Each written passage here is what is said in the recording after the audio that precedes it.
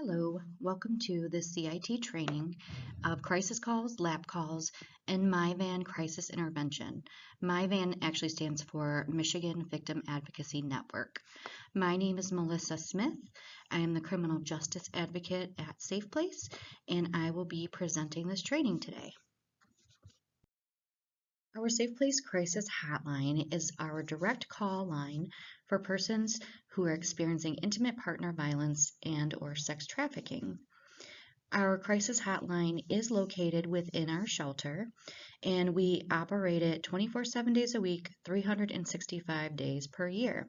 So there is never not a time where we're not answering our crisis hotline. It is answered by shelter advocates who work in the resource center area of the shelter. And unfortunately, right now, we just have where people can call.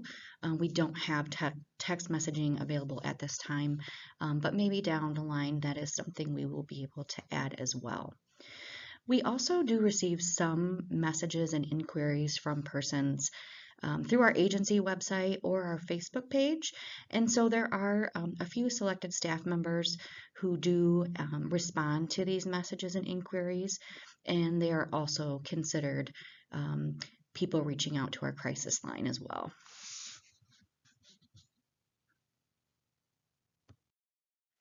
All of the phone calls we receive through our crisis hotline are categorized into two different types. We have crisis calls, and we also have information and referral calls. So crisis calls are the ones where people are actually seeking shelter and how to access our residential shelter services. It's also considered callers experiencing in-the-moment crises, and they're just seeking a supportive person to talk to or process their feelings about. They maybe want to discuss their situation, whether it's intimate partner violence or sex trafficking, or it could be a different situation. Persons requesting services who come to the door in person, we also document them as crisis calls. So sometimes maybe it's not safe for a person to call us directly, and they've been able to get away from their abuser, and so they just come right up to our building and our side door, and we would also treat that documentation-wise as a crisis call. The majority of calls that we receive are crisis calls. Information and referral calls are a bit different. This is when callers are seeking information regarding our Safe Place programs and services or any other community resources. And it's also when callers are seeking to speak directly or requesting a referral or assistance from a Safe Place advocate. So a lot of times people will call our crisis line and request to speak with one of our legal advocates to discuss potential divorce assistance. So this would also be documented as an information referral call. When we're answering our crisis line, we always are looking to get as much information from the caller as we can. We want to draw out from them details about their situation, what happened, what they're feeling like. This helps us to determine what kind of resources we could offer them. So we want to make sure that before we're making our conclusion, we're giving them the time and asking them open-ended questions. So can you tell me what happened? Can you tell me more about your situation? Can you describe to me what you mean by that? Can you explain what you are talking about when you say da da da da da? So these are just some examples of how we would ask questions in order to get as much information from the caller as they are willing to give us. We always want to make sure that the caller can feel that we hear them, that they know that we are trying to understand their situation, and that we are listening and we are very supportive to them. So we want to make sure that we are empathizing and using validating statements. Some examples can be, I hear what you're saying. That does sound very scary. I can't imagine how that must have felt for you. It's completely understandable what you are feeling right now. What you're saying makes me concerned for your safety. So because these callers are usually in crisis, whether it be from intimate partner violence or sex trafficking or whatnot, we want to be that validating person for them that they can trust to tell the situation to. Here's some important do's and don'ts that we want to follow and keep in mind when we're answering our crisis line. We do want to maintain a soft tone of voice and calm demeanor when we're talking to crisis line callers. This is because if the person in crisis is extremely upset and maybe uncontrollably sobbing and we're having a hard time understanding what they're saying, us maintaining a soft tone of voice and calm demeanor may also help bring them back down to a calm space as well. And we want to let the person that we're speaking to direct or lead the conversation. So, for example, instead of offering safety planning tips right away, we could ask the caller what they can do to keep themselves safe. We want to empower our callers just as we do the people we serve in person. And since they are the experts of their own situation, they may know how best they can keep themselves safe. We want to let the caller know that even if our shelter is currently full, they absolutely do not have to stay in our shelter to receive our non-residential services, and we want to offer and explain what those services are. So I know that a lot of people think that they have to be staying in our shelter in order to, receive counseling from our counselors or receive assistance from our legal advocates, and they don't. In fact, we serve many more people every year with those kind of non-residential services than people who stay in our shelter.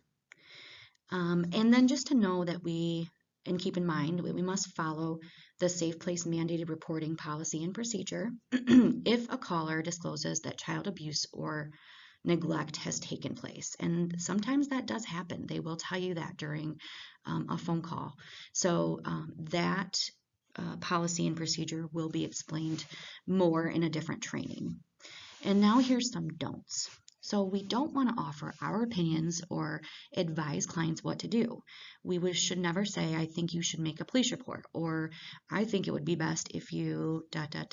We don't know what's best for the client. Only they do. So we would never tell them what we think is best. For example, if a client or survivor filed a police report, it might make their situation even more dangerous. It may anger their abuser even more and escalate the abuse. So again, never advise clients. And we don't want to be unrealistic in what we say to people. So we'd never say everything will be okay, because we don't know that everything will be okay, and we don't want to give people false hope. We would not tell the caller that they do not qualify or meet criteria for our services.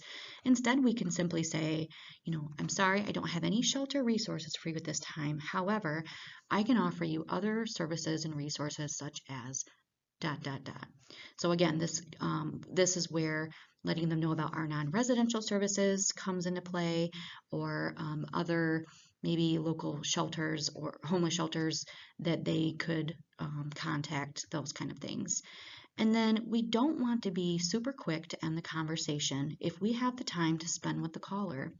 People who call our crisis line are calling for a reason, and many of them are in situations that are very unsafe, and again, they're in crisis. So we want to be that person to be able to listen to them and give them the time that they deserve so that we can totally understand their conversation.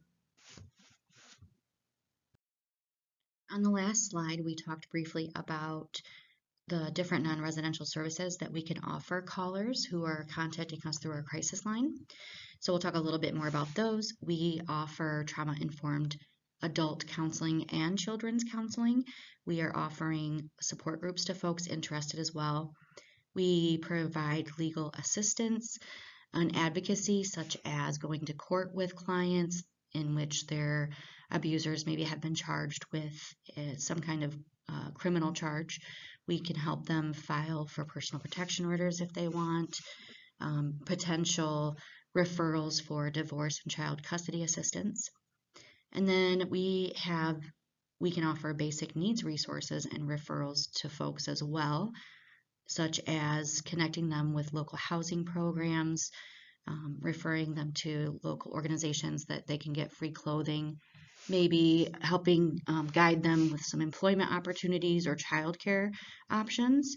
And then sometimes, depending on our financial ability at the time, we may be able to offer some limited financial assistance to people, such as paying for their first month's rent and security deposit, helping people with buying groceries by giving them gift cards, helping people get their cars repaired if, for example, it's inhibiting their ability to get to work, putting gas in their cars, or sometimes even security type measures we can help with, purchasing security cameras for people to put on their homes or apartments. So again, going back to always offering the caller some kind of resource, especially those who are calling to seek safe shelter and we are currently full at capacity, we don't have any beds available. We can always offer them the phone number to the Inasmuch House here in Battle Creek, the Battle Creek Shelter, which is a homeless shelter. We could offer them the phone number to the Kalamazoo WYCA if they want it. We can also offer them the phone number to the National Domestic Violence Hotline, for example. Let's say the person is in Michigan and they want to relocate as far as away from their abuser for their safety. And so we can give them this line so that they can look for other DV programs across the country. And then we can always offer the person who is here locally the HARA, and that's through Neighborhoods Inc. And that is pretty much the go-to housing resource organization in our community. Since we always want to be offering tidbits of domestic violence education to those we serve, that includes callers who are contacting us on our crisis line. So we want to be sure that we're offering these little tidbits, and here's some examples. We can tell them that abuse is a conscious choice the abuser makes. We can tell them the abuse may escalate over time and become more frequent or more severe as time goes on. We can tell them that abuser used tactics such as isolation to maintain power and control over their victims. That may be what the caller is experiencing. So being able to name what they're experiencing helps them understand domestic violence more and their situation.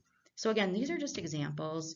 We do have our domestic violence education guide, and that is for us to not only give out to those that we serve, but for staff to look through and be able to get ideas and tidbits of domestic violence education that they can offer clients and callers. Just as we're offering our tidbits of domestic violence education to those we serve and callers on our hotline, we also want to be offering safety planning tips as well. This is because no matter what kind of services we offer someone, it could be that one safety planning tip that they remember hearing from us that maybe could save their life down the road. So some examples, and again, these are not an exhaustive list. You can tell a person that they could keep their phone on them at all times and always charged. That way, if they need to call the police if they feel in danger, they can. Even cell phones with no minutes or a plan on them, as long as they're charged, will always call 911 no matter what. They can keep their car keys with them and sound their car alarm if they feel they're in danger. Not going out in public alone might be something that's more safe for them to do. Maybe using a code word with their children or a trusted neighbor to immediately call the police because the person feels like they're in danger. So just some things to think about and keep in mind when we're talking with people on our crisis line. You can also refer to our safety planning guide to increase your knowledge about safety planning tips. There are times when we're answering the crisis hotline that we have to assess the caller for high lethality or immediate danger. That's because our capacity in shelter might be full or close to being full. And we want to make sure those coming in to use our beds at night are fleeing for their lives or experiencing immediate danger. So when we are assessing for high lethality to a caller on the crisis line, we're going to ask questions such as, when did you last hear from your abuser? How long ago was the assault? Where have you been staying recently? What kind of threats is your abuser making to you? At Safe Place, we partner closely with our local law enforcement agencies, implementing something that we call the Lethality Assessment Protocol, or LAP. And the LAP is an evidence-based tool that's used to identify victims who are in immediate danger or at higher risk of being killed by their abusers, their level of lethality, and for the police to then link them to local resources in the community, so us at Safe Place. We first implemented the LAP in Calhoun County in 2016. We have most local law enforcement agencies participating. We're working on getting everyone on board eventually. And in the future envision implementing the LAP not only with local law enforcement, but also in local hospitals, medical offices, etc. You can also use the LAP form, which we'll go into very shortly, to help you assess for the caller's level of lethality as you're answering the crisis line as well. Here's how the LAP actually works. So an officer is called to a domestic violence scene in the community and speaks with the victim.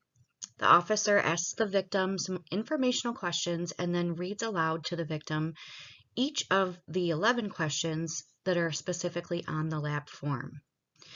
The victim's level of lethality and whether or not the protocol is triggered is based upon the number of questions the victim answers yes to.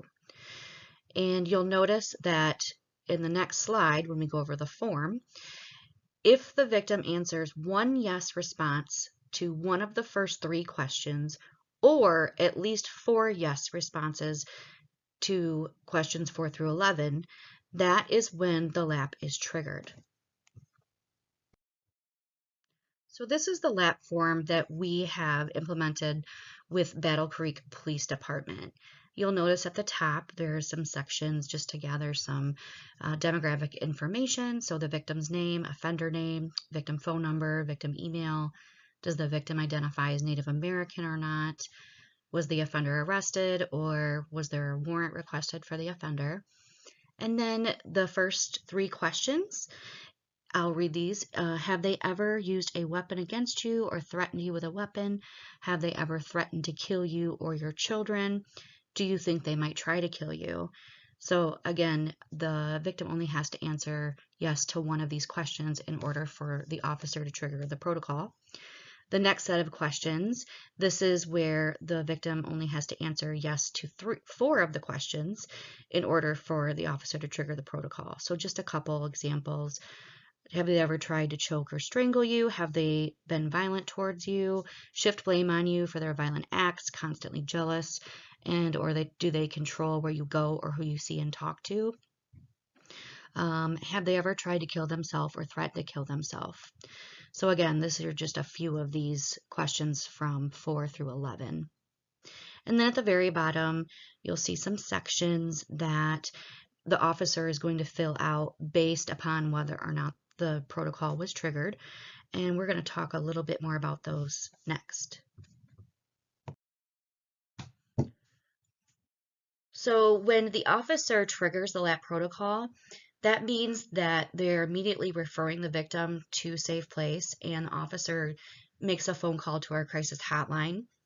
And the shelter advocate who answers the crisis hotline collects the information from the officer about the victim, their situation, which questions they answered yes to in order to trigger the protocol, and the advocate enters it into our agency database. While the officer is talking to us, the officer is supposed to offer the victim the option to speak with the advocate directly. And if the victim chooses to speak with the advocate, then of course the advocate will be offering our Safe Place services, safety planning, and DV education. If the victim does not choose to speak with the advocate at the time of the LAP, which is totally okay, then the advocate will then ask the officer to relay the above information to the victim themselves.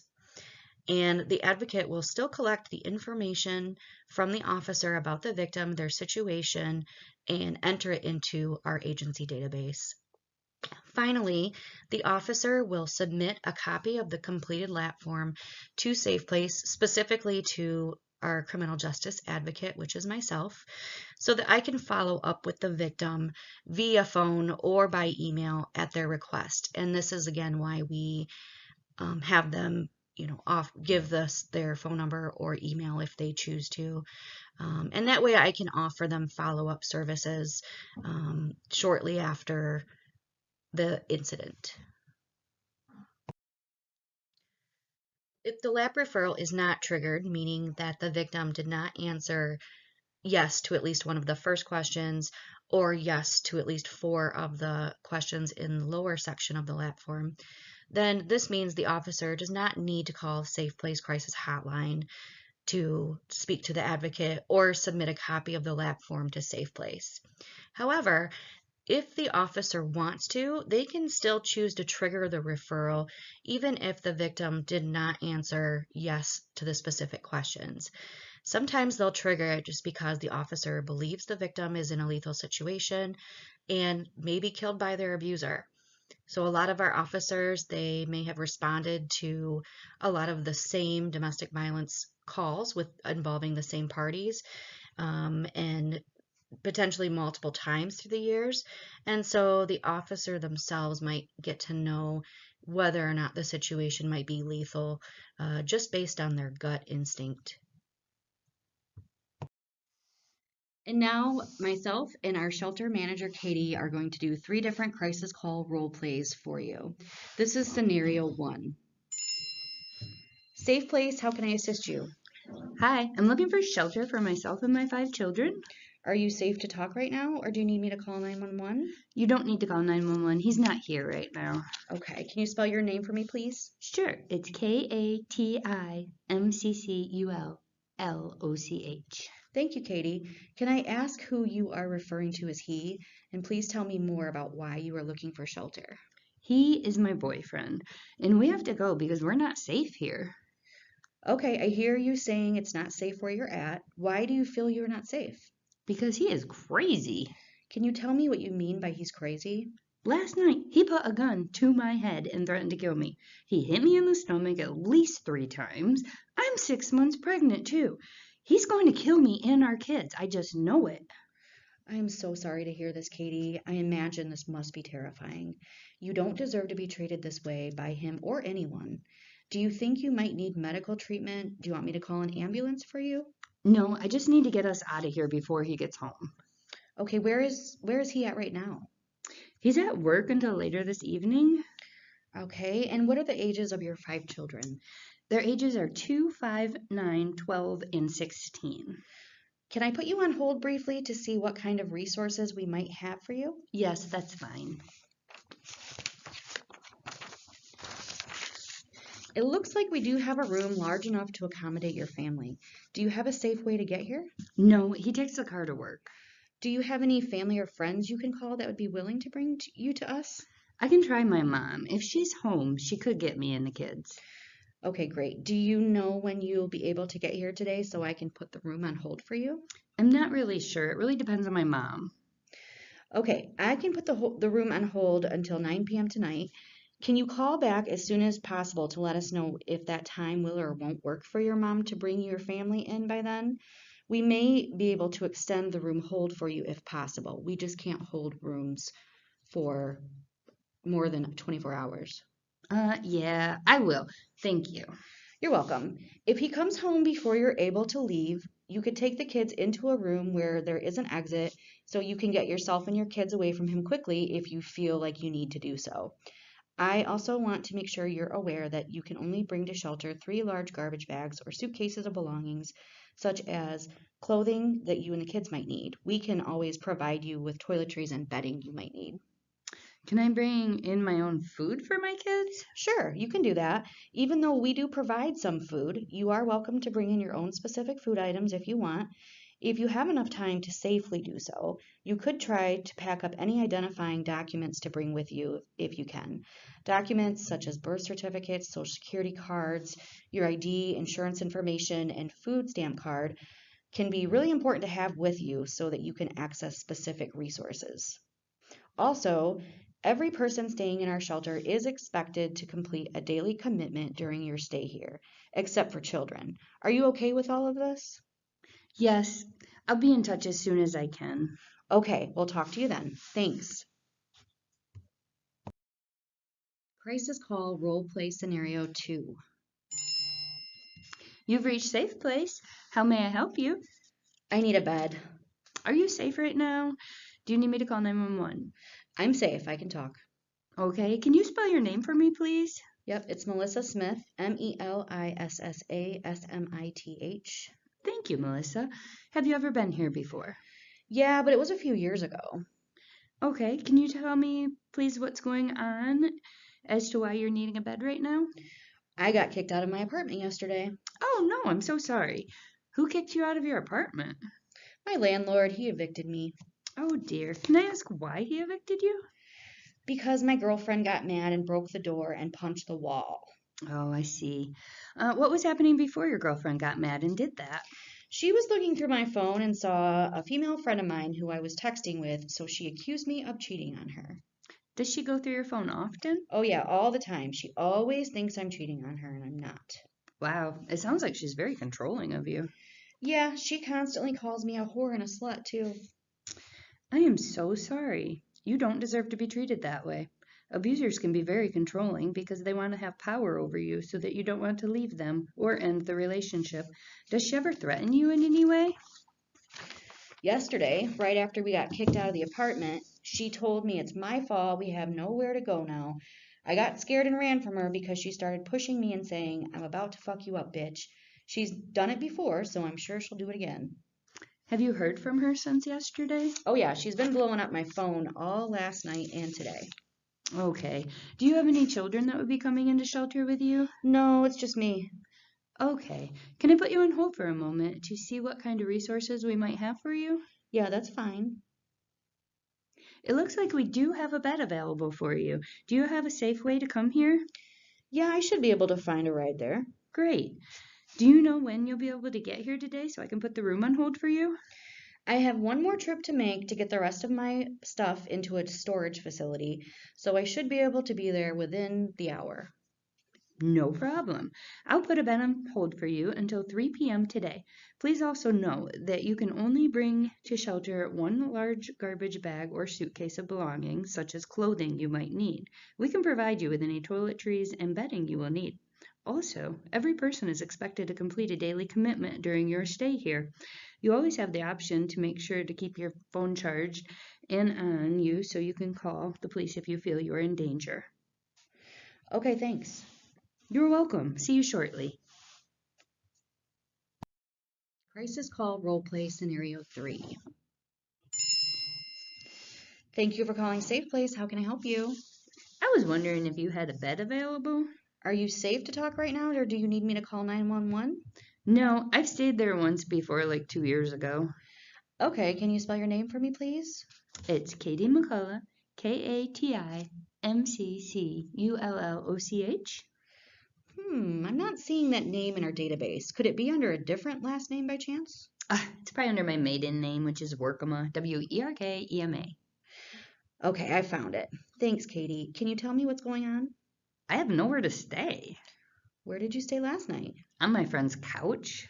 Okay, where have you been staying during the past couple of weeks? Sometimes I've stayed at my mom's house or my friend's house, but I can't stay here anymore. Okay, what led you to not have anywhere to stay? My ex stole all my money.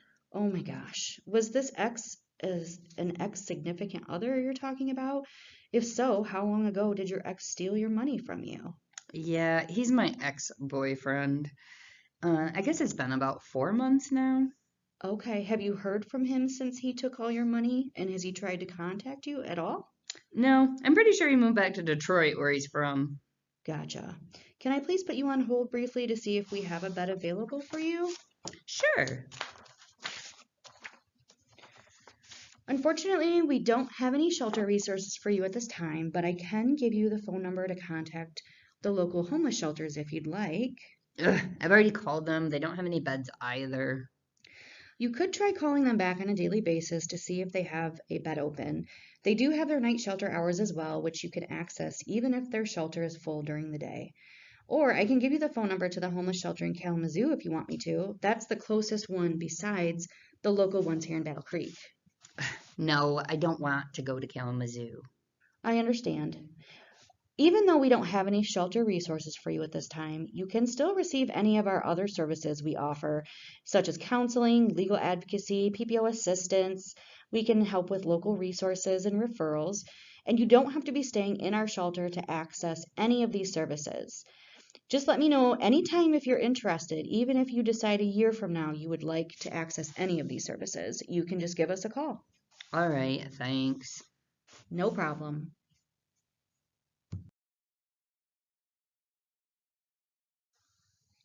Click anywhere inside the box below to view the MiVAN crisis intervention Hello, my name is video. Jeremy Hagerman. I'm with the Michigan Division of Victim Services Mass Violence Response Program. I'm a NOVA Crisis Response Team training instructor. And as part of our Mass Violence Response Program, we want to offer a bit of a refresher to you with the crisis response training that many of you had upwards of 2 years ago. My position is to oversee the training and program development within the state of Michigan for our Mass Violence Response Program. Now, I acknowledge that some of the basic content in the NOVA CRT training does not directly align with other information from this office, the Division of Victim Services. We do our best to promote consistency in the information that we provide across the board. So please remember that the National Organization of Victim Assistance is a national certifying organization for crisis response. And the content presented here and in the future videos with the NOVA Basic CRT course content is the property of NOVA. We want to offer a basic recap of the NOVA Basic CRT course. Again, many of you completed the CRT course over 2 years ago. We started this program back in 2018.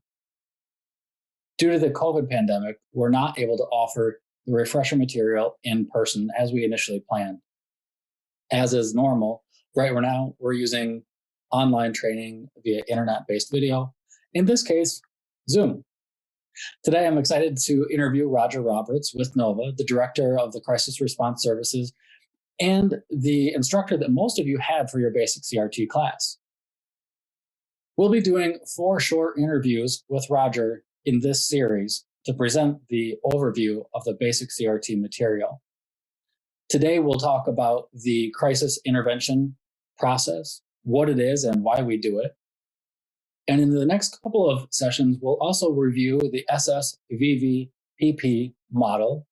We will cover the group crisis intervention.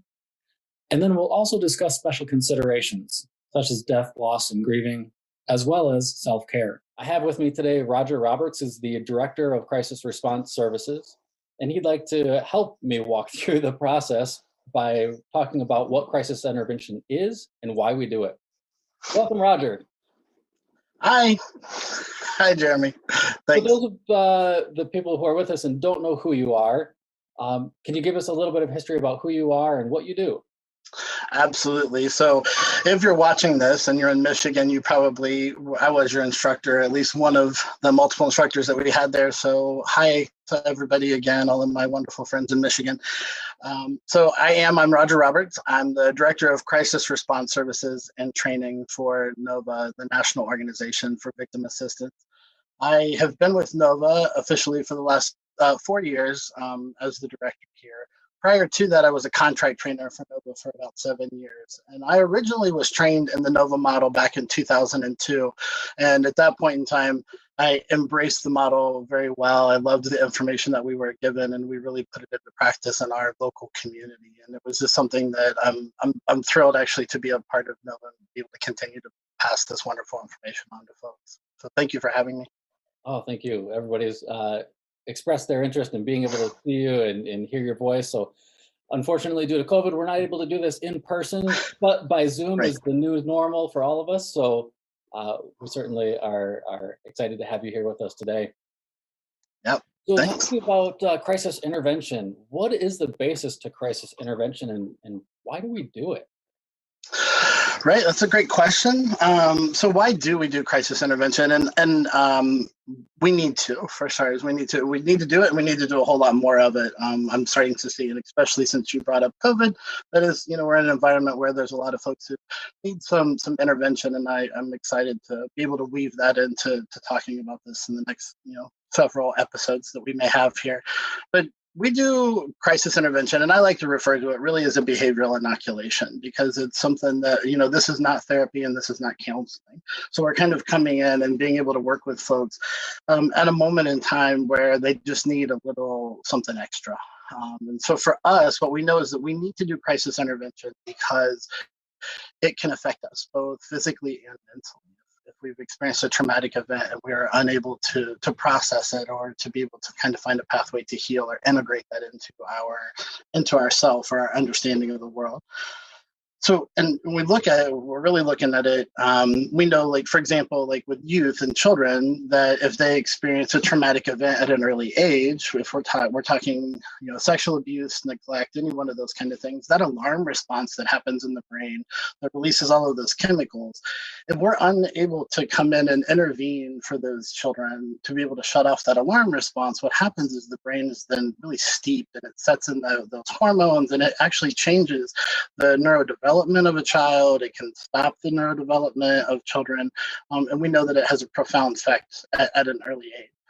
Conversely, with adults, what we know is that if we experience a traumatic event and we are unable to process it ourselves, or to be able to find a pathway to heal and integrate that event into our own life, we also see mental and physical manifestations from that. So we see things like strokes, heart attacks, high blood pressure, that inability to cope there. And we also can see it leading to some more intense mental health disorders, and even for some folks down the road to a path of death by suicide. Yeah, we see that all too often. We can quickly touch on PTSD. That's an element that always seems to come up in our classes, and we often encourage our participants and attendees to remember that we're not diagnosing PTSD, but Right. we're saying that sometimes what people experience are the symptoms or similar reactions that somebody who's diagnosed with PTSD is. Can you give me maybe a brief overview of how the diagnosis of PTSD occurs and what that might be different than the initial CRT response? Right, and what we're seeing, absolutely. And this is kind of an area that confuses some folks, or that we get a lot of questions about when we are intervening with folks. And so again, in class, if folks remember, I like to talk about switching those hats. So it's, what hat are you wearing? So for those of you that are out there that are counselors or therapists, then you can be in a different role. But if you're responding as a crisis responder for NOVA or for Michigan or anyone, and if you're in that CRT role, we're really coming in very shortly after a situation has occurred. So that's one of the determining factors. So for a true diagnosis, for someone to actually be given the clinical diagnosis of PTSD or PTSS, post-traumatic stress syndrome or disorder, there are timeframes, number one, that play into that. And one of the minimum ones is 6 months. So there's multiple symptomology that people would have, and a minimum time frame of 6 months. If we're seeing somebody a week after the event, they don't have PTSD. But yes, they can be experiencing PTSD-like symptoms. And we see that quite often for folks. It's really more common for folks to be experiencing that. And then what I always say is that people talk about that because that's what we see on commercials. The people, they talk about, this reoccurring thoughts, or that inability to sleep, and people associate that with PTSD, and they are symptoms of that. But what we know is that doesn't contribute to the diagnosis. A lot of folks have issues like that following a traumatic event. We also know that for a lot of folks, those will start to go away within the first couple of weeks to a month or so after an event. If they go on, we obviously want people to seek help before 6 months. So, with 3 weeks or so, if you're still experiencing that, yes, we refer people out. But yeah, for a lot of folks, and the other thing too is that the diagnosis of PTSD in our population is very small. So it's a very small percentage of the population that get developed with true PTSD. Right. And so that kind of brings us to the consideration of the importance of crisis response and how that early intervention can help shape the long-term reactions and results. And we can sometimes consider a crisis response like a psychological first aid or triage behavioral health systems. So in mass violence incidents or mass casualty, where we have a lot of people who are impacted by uh, trauma, crisis response can happen at an early point in the incident or after the incident. But does everyone require a crisis intervention? Right. So interesting. And again, this was one of those controversial things that I may say in class. And here's what we know is that, probably yourself, me, other friends, relatives, loved one, neighbors that we have around us have experienced a traumatic event in their lifetime and they've never sought professional help. So we've never went and had a therapist or went to a counselor to get over what it is. And we are leading productive, functional lives every day. That being said, a really good intervention is very helpful for folks. So I guess what I'm trying to say is that not everybody needs an intervention. However, a good intervention, an appropriate intervention, and even an intervention for somebody who may be kind of sitting on the fence that hasn't really developed any true issues or anything like that, then we can come in, we can do our process with them, we can intervene, interact with them, and it will put them on a path to recovery maybe quicker or better. And for some folks, as we intervene with them, we can identify that, some of the things that they're struggling with or that they're talking about are going to be things that they need some ongoing care for. So one of the best things is that when we come in to do that behavioral inoculation is that we can talk to folks. Some folks just need an opportunity to express what they're thinking out loud and to put themselves on their own path. Other folks, they can express some things that we can say, you know what, that's probably something you want to talk to somebody about on a more ongoing basis, or that's something that, we want to make sure that you're not alone as you're going through it, and we can make that connection for them. Those are our two big things, if you guys remember, is connection and education. So everything I talk about usually revolves back around to that, and referral is education. So. Absolutely. And as crisis responders, we know that our great opportunity is to be a resource and to provide resources. Absolutely. So you talked about how experiences shape an individual and how some people who are more exposed to the element of crisis response are more adept because of personal and professional histories, how that essentially shapes what we call our equilibrium. So what our past experiences in life have been kind of impact our ability to cope after new types of trauma. Yeah. What can you tell me about equilibrium? Right, absolutely. So, yeah, equilibrium, and obviously we're headed down the path to talk about our own natural resiliency. So, when we're talking about equilibrium, again, we're talking about those ups and downs that we experience in our everyday life. So, we all wake up in the morning and we have those highs and lows. So, we wake up and, we get out of bed. I'm one of those people that I like to tell folks that if I can wake up before my alarm, I'm on the high. Because, I'm like, I hate to have that alarm like jolt me out of my sleep or whatever. So, it kind of puts you on that up. And we ride this roller coaster throughout the day. So we have those highs and lows throughout our day. That's just typical, for what we experience. But every now and then, something will happen, what we consider a crisis event or a traumatic event, and that will send us, outside of that sense of equilibrium or balance that we have in our life.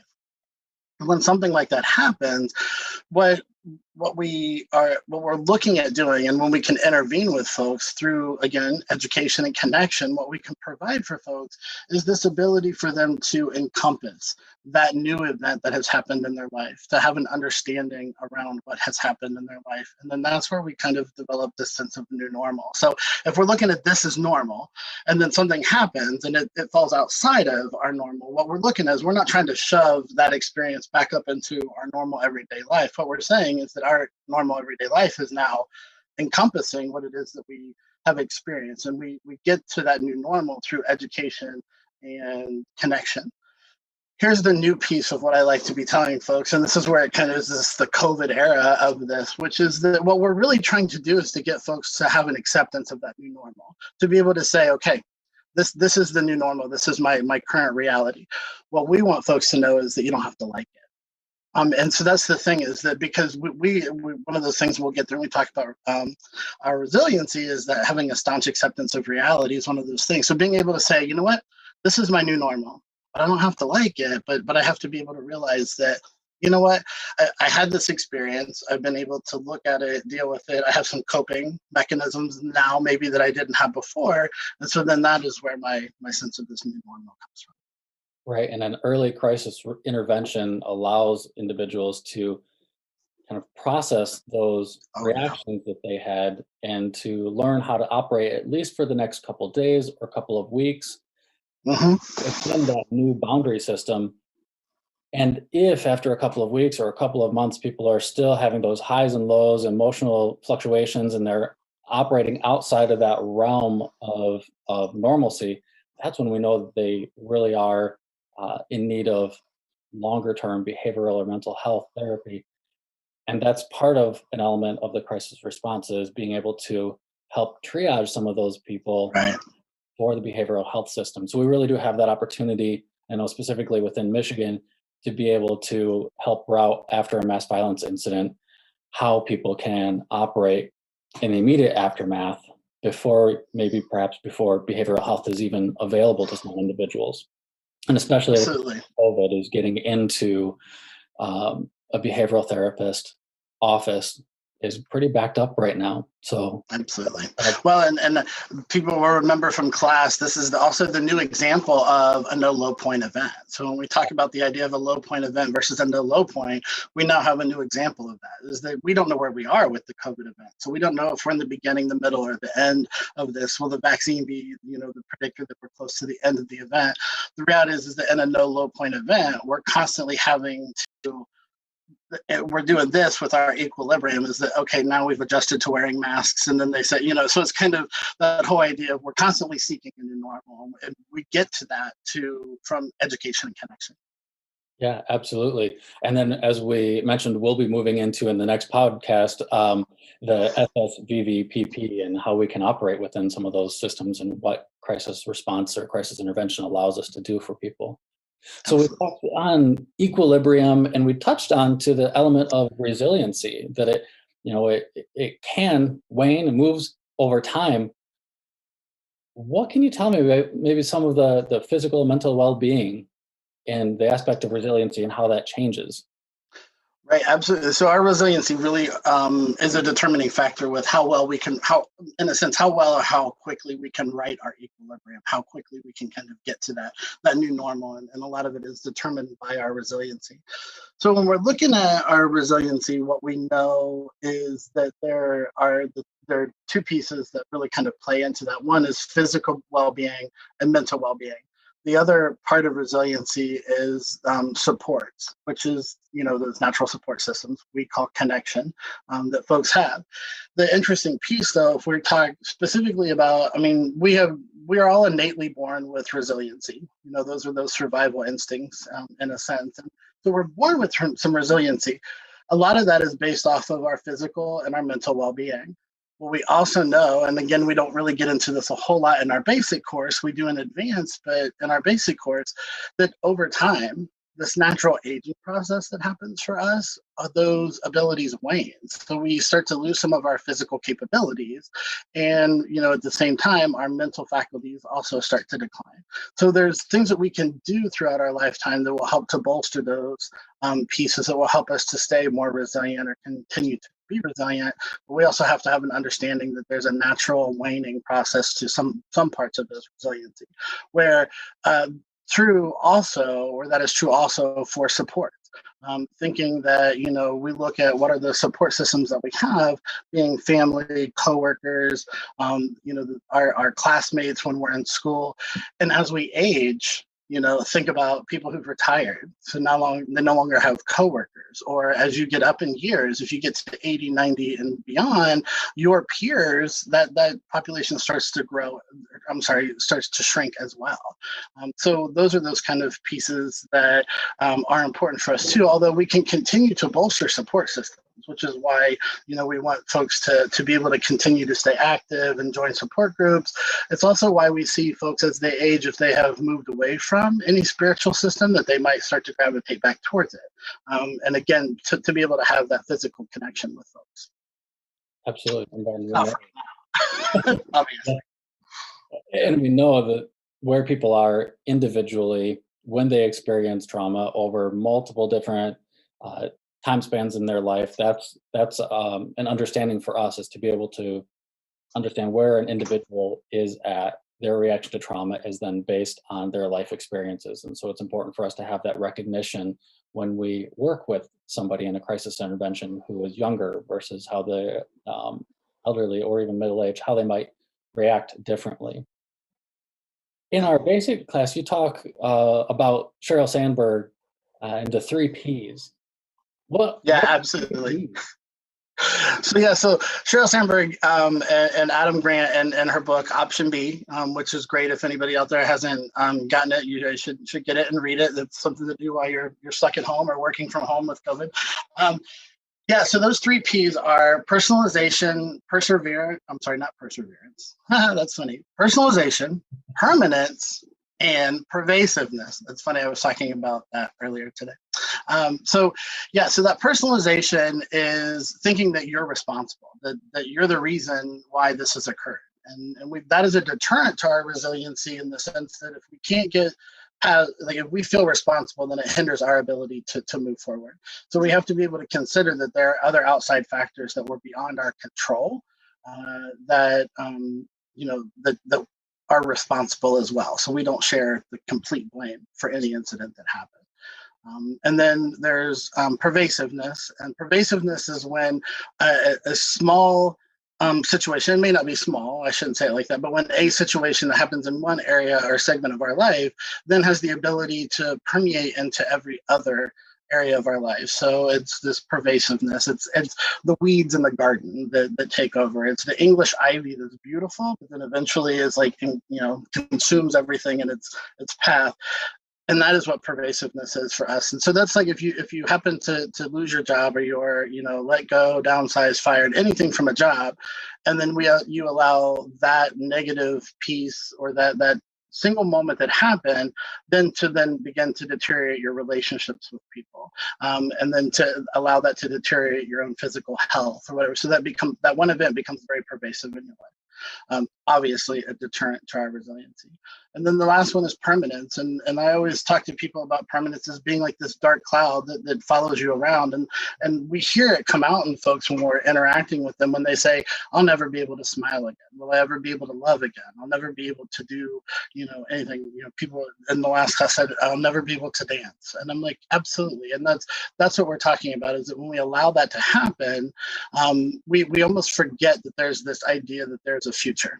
And so, that's one of the things that when somebody gets there, it part of it, and it's wonderful that it links really well with our model. But, when we talk about this permanence, it's never going to go away. Part of what we do in our model when we get to the PP, the prediction and preparation that we'll talk about, is that people have to talk about their future. What if something happens? And when we start to play that what if game with them, then it starts to deteriorate or break down that idea that everything is permanent, that it'll always be that way. So anyway. No, that's great. Thank you. That's incredible.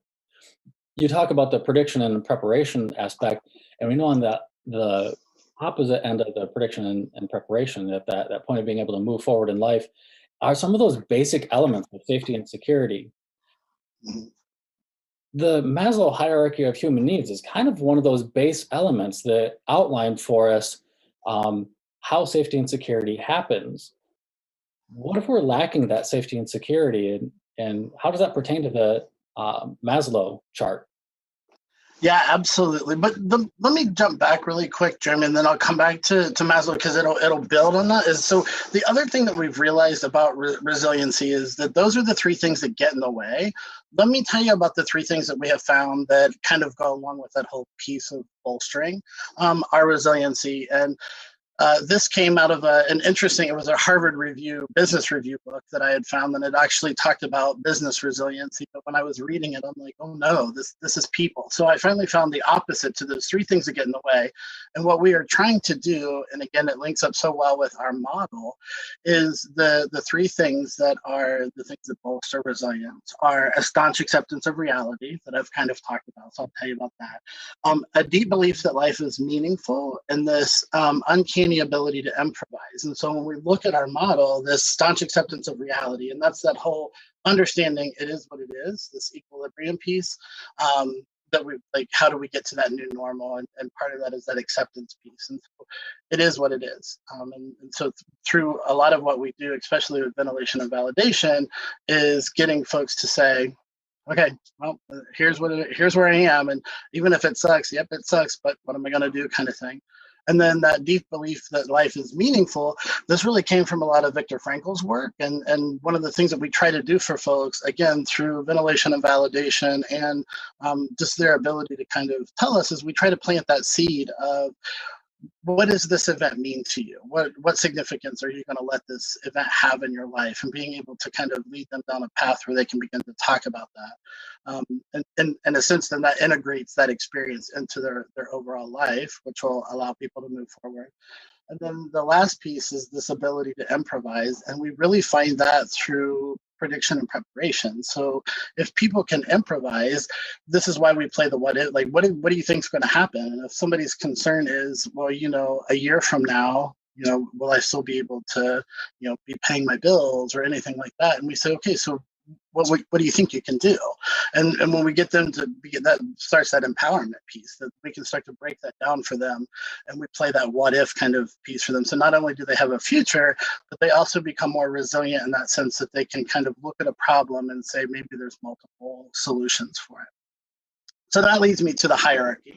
Yeah. So we really can't even get people to do that, especially if those 3 Ps are in the way. We can't move them to those other elements. But everything that we do, and I want folks to know this, and to really work this into everything that you're doing. And this is, even if you're not doing this as a crisis responder, if you're doing this as a victim advocate, if you're doing this as a counselor or school teacher or whatever, anytime you're interacting with folks, we should be looking at Maslow's hierarchy and assessing, do they feel safe and secure? And for us, that we can't do anything. And we talked about this before too, that people will say to me, when can we come in? Like, how soon can you actually come in and work with folks? And what I say to people is that there is a time that is too soon, but there's never a time that's too late to work with somebody after they've experienced a trauma.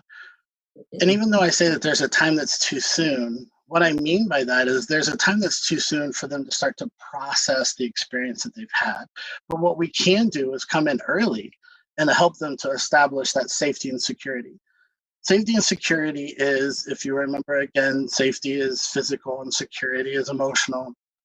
But we're looking bottom rung Maslow's hierarchy. Do they have food, shelter, clothing, warmth? Are their physiological needs met? And then just really, do they feel physically safe? And so we can establish that for folks if they don't have it. And so that's where we always start. When somebody comes to you in crisis, the first thing we need to say is, do you feel safe? Are you safe? Because what's happening is that alarm response is going off in the brain. So as soon as that alarm response goes off, there's no cognitive thinking. So we have to get that to calm down before they can start to really begin the process. So we have to meet people there. And that's why everything is based off of Maslow's hierarchy. So we start there, that's foundational. Once they feel safe and secure, then we can move up with them. We can start to say, tell me about this experience. What were your reactions to it? We can go through the set of questions that folks already know, and we can start to move them up. And in doing that, then we're able to take people up from safety and security and get them to talk about their experience. We can educate them. We can validate them about that experience. If we're doing this in a group setting, that allows for connection to happen. And that's how we move up to love and belonging. That's how we start to move into some self-esteem pieces. I really believe that the last part of our model, prediction and preparation, really move us up to the very top part of Maslow's hierarchy, which is self-esteem and then self-actualization. So as people are able to feel more in control, as people are able to feel more empowered, that they are more in control of the situation than they maybe felt previously walking in with us, then we're able to move them up, and then we can send them out the door, usually where I've seen people, which is feeling better than when they walked in. Yeah, absolutely. That's certainly one of our initial goals, is when people come and work with us, that they leave at least a little bit better right? Absolutely. Absolutely. Yeah. I mean, we can't always guarantee that, but that is the ultimate goal, is that folks are going to walk out thinking it was worth their time that they came and sat with us. And I again, after working with all the folks in Michigan, it all comes back to that compassionate presence, and your folks are out there. So if we can be the calm in the middle of their storm, we can also help them to climb that hierarchy. Yeah, and I appreciate that you mentioned that as well. As you know, most of the people who have participated in the crisis response training through Michigan are victim advocates. And so the Right. element that you've tried to promote is that this crisis intervention is something, like you just mentioned, that can be used in everyday conversations. It can be used Oh, yes. people that you work with, and people that consider part of your close network of family and friends. So this is absolutely applicable to daily life. Oh, absolutely. And I encourage people to continue to figure out how to use it that way. And in the beginning, it seems awkward for folks. I think I've assimilated it so much into my life that sometimes I have a hard time moving that away from me. I'm an over validator, and it's funny because when I validate folks, or when I respond back to people when I'm talking to them, I know I'm validating them. But when they know that I'm using a validation, it's even funnier. And so people, I hope that people can get that from class, because what I'll tell you is that if we can really master that skill of validation, there's so much that comes from it. It de-escalates people. It immediately creates that connection. If I'm going to say to you, "Wow, that sucks. Yeah, I'm sorry that happened to you," and immediately somebody's going to be like, "Oh, yeah, they get that this sucks for me." And so so that it kind of brings you closer together. And that's where I want people to be able to practice this. When somebody comes in and sees you one-on-one, being able to start by saying, "Thank you for coming here," or I'm sorry that you've had to experience this. How can I help you?" So even just using parts of the model that they already know or that we've learned from class, how can you incorporate that into your day-to-day work so that it's always there for you? And again, I think that this has served me from beginning to end since I've learned it. I can absolutely appreciate that, and we see that with every interaction and every class that you teach as well. Thank you. We mentioned that we'll, in future podcasts, recordings, talk about some of the other elements to the NOVA crisis response training. And you quickly mentioned the validation component. Validation is one of those tricky parts of the basic class that is always a little bit daunting when we first go into it. But since we're talking about it right now, and you mentioned that we can incorporate it in daily life, we know that validation is something that we need to practice. And when it comes to the crisis intervention and eventually the group crisis intervention, especially when we're being put on the spot, what are some of the ways that we might be able to practice elements of validation in our daily life?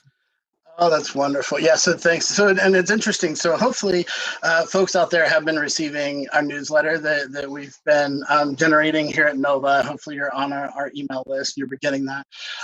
I've been trying to put that out there as an exercise. So just like the exercise that we do in class, I want folks to be able to do that at home. And this last newsletter, we really, I did a whole thing on there on COVID, basically how to validate COVID statements. So one of the things is to have people, when somebody is saying something to you, figure out if you're validating them. So let me back up and just say that there's this apprehension, especially in class, when we talk about validation, because I harp on it a lot and I make it sound like it's a lot more difficult than what it is. And I really want folks to be able to relate. Your first thought is probably the right thought, and that's probably what you just need to be able to say to folks. And that, as long as you're coming from that compassionate presence, with the intent to do no harm, what you're going to say is probably the right thing to say. And again, the out here is, if you don't know what to say, then say that. Wow, I just don't know what to say. I'm sorry. That's okay. People don't always need you to say something, but they need to feel that connection, and that is the point of validation. So what I say is that look at those statements that you're constantly hearing people say, and what is it that you can say back to them? And so, even like people now, when we're looking at COVID, I'll use that example, is that, I'm sick of wearing this mask everywhere I go. Like it's the worst thing I've ever had to do.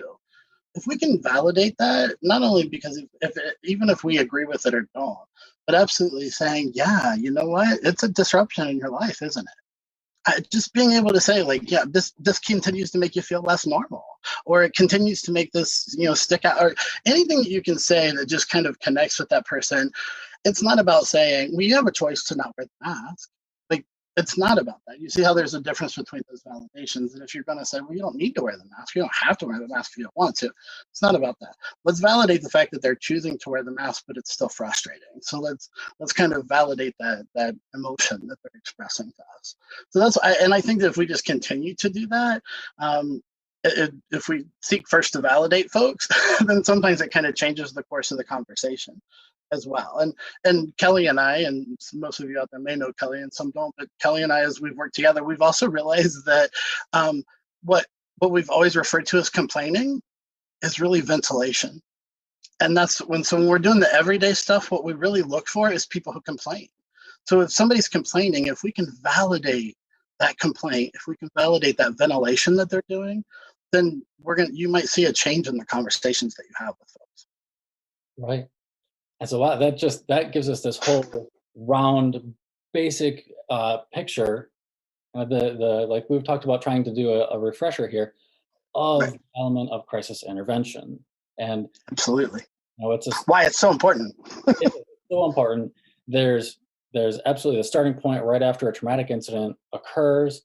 We know that we have the basic elements of safety and security that we can find, and we can track through the Maslow's hierarchy of human needs process, and through the validation that we practice and the validation that we work with. We allow people to express ventilate their reactions, and how that whole process works up and through to prediction and preparedness. So Absolutely. thank you so much for talking with us today. The next time that we meet, we'll do the recording for S.S.V.V. PP, go into depth on each one of those, and I believe we're going to try to rope in crisis reactions in this next session as well. Yeah, absolutely, we will, and I look forward to doing that with everyone. I hope that you guys enjoyed this session. I know that I have, and we're so much more to continue to share. So thank you again for having me.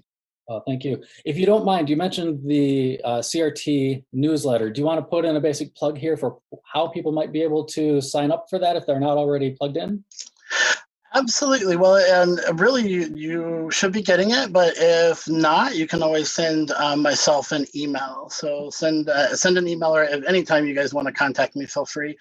My email address is rogerroberts, ROGERROBERTS @trynova.org, and that is TRYNOVA.org. So absolutely, All right. let me know. Roger, thank you so much. I really appreciate your time today.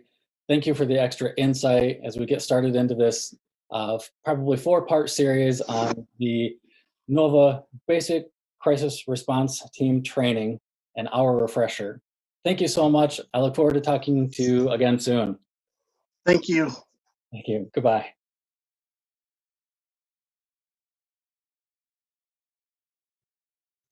That is the end of this training. Thank you for participating. If you have any questions for me directly, my email address is listed on this slide, including our agency website and our Facebook website. Thanks.